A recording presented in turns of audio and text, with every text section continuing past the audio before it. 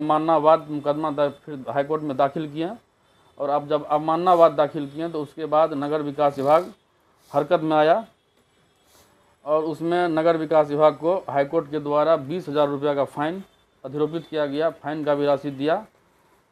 आदेश तो निकला, लेकिन उस आदेश में एक कंडिका को जोड़ दिया गया कि अब इसका सत्यापन नगर विकास विभाग से कराने के लिए के उपरांत ही आर्थिक लाभ दिया जाएगा। अब सवाल ये है कि जो भी मुफस्सिल का कर्मचारी है, राज्य स्तरीय कर्मी है, सभी का पता कर लीजिए आप लोग कि सबका वेतन का सत्यापन, यह रूल भी है, यह बिहार सेवा संहिता में रूल भी है कि सत्यापन जिला लेखा पदाधिकारी से करवाया जाएगा।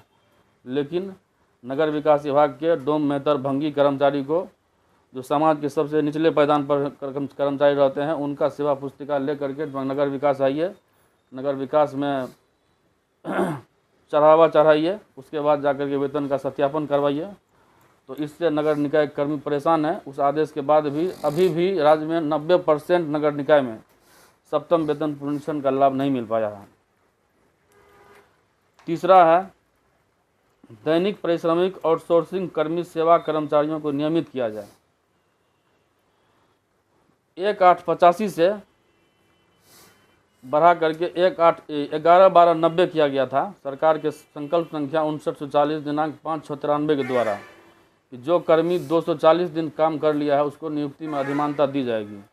यहाँ कर्मी जो 10 वर्ष काम कर लिया है, जो 20 वर्ष काम कर लिया है, उसको आज तक सेवा नियमितीकरण के बिंदु पर सरकार ने कोई फैसला नहीं लिया है।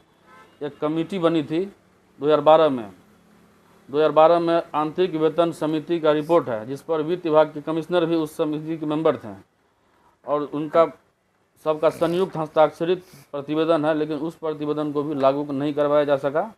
हम लोग प्रेस कॉन्फ्रेंस के माध्यम से चाहते हैं कि सरकार जो नगर निकाय में जो दैनिक मजदूर हैं, जो संविदा कर्मी हैं, जो आउटसोर्सिंग कर्मी हैं, उनको नियमितीकरण का दर्जा दिया जाए, नियमितीकरण किया जाए। आपने एक मांग रखा है ठेकेदारी प्रथा को समाप्त किया, वही आउटसोर्सिंग होगा। ठेकेदारी आउटसोर्सिंग जो नगर निकाय में चल रहा है, आउटसोर्सिंग में जो ख़त्म करने का बात इसीलिए हम लोग कर रहे हैं कि अभी जो सरकार आयोग का गठन का बात कर रहा है कि सरकार आयोग, सफाई कर्मी के लिए आयोग, सरकार यदि इतना शुभचिंतक है सफाई कर्मी के लिए, तो ये फिर ठेकेदारी प्रथा को क्यों नहीं समाप्त करता है?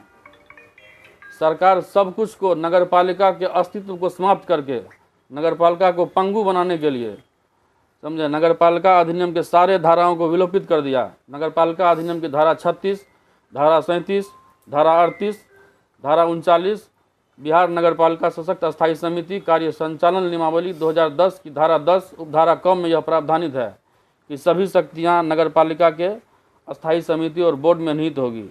लेकिन उन सारे नियमावली और उसको संशोधन करके निरस्त कर दिया।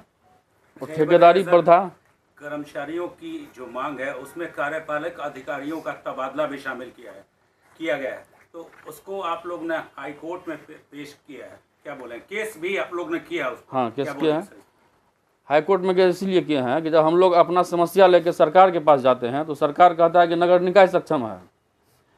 नगर निकाय में आते हैं तो पदाधिकारी को जब तक सारी बातें समझ में आती है तो 3 महीना पे आप ट्रांसफर कर दीजिएगा, तो पदाधिकारी काम कैसे कर पाएंगे? जब मंदिर में पुजारी नहीं रहेगा तो घंटी कौन बजाएगा?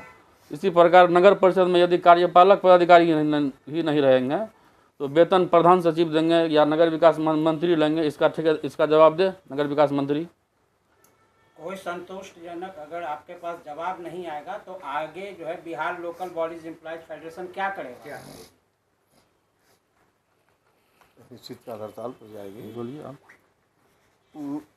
अनिश्चितकाल हड़ताल पर जाने का है, जो इस महीने के अंत तक, अगला सप्ताह तक के देखेंगे हम लोग अगस्त का, नहीं तो 5 तारीख को एक मीटिंग हम लोग पूरे बिहार का बुलाया है, सारे प्रतिनिधियों का, पूरे बिहार से जितना हम लोग का संगठन है, जहाँ जहाँ भी हर लोग आएंगे और विमर्श करके बिगुल फूका जाएगा कि अगस्त महीने में किस तारीख से अनिश्चितकाल हड़ताल करना है। और ये हड़ताल जो होगी वो हड़ताल होगा जो 2021 में हुआ था कि सुअर मार के, कुत्ता मार के टांगा गया था। जियो या मरो, डू एंड डाई की स्थिति में हम लोग हड़ताल करेंगे। पटना के सड़क को जाम करेंगे, चूँकि सारे 90% लोग भंगी मुक्ति लोग हैं, जो पेशाब पखाना जितना तरह का हैजा, कॉलरा, टीबी होता है, कैंसर होता है, सबका गंदगी को साफ करता है ये। और इसके साथ बदइंसाफ़ी है, इसके लेकर के हम लोग कोई कसर नहीं छोड़ेंगे। 4 साल तो हम लोग अस्थिर रह गए।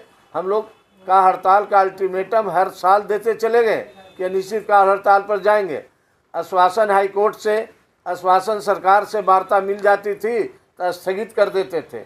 हम लोग अब की में कोई स्थगित करने का प्रावधान नहीं, जब तक हम लोग को लागू नहीं हो जाएगा हम लोग अनिश्चितकाल हड़ताल पर जाएंगे। और सरकार को 80,000 कर्मचारी मिल के कोशिश करेंगे कि प्रश्न करें और ऐसी सरकार को हटाने का कोशिश करेंगे। इसके खिलाफ में हम लोग जो 80,000 कर्मचारियों का परिवार होगा वो भी खिलाफ में वोट डालेगा और सरकार को हटाने का काम करेगा।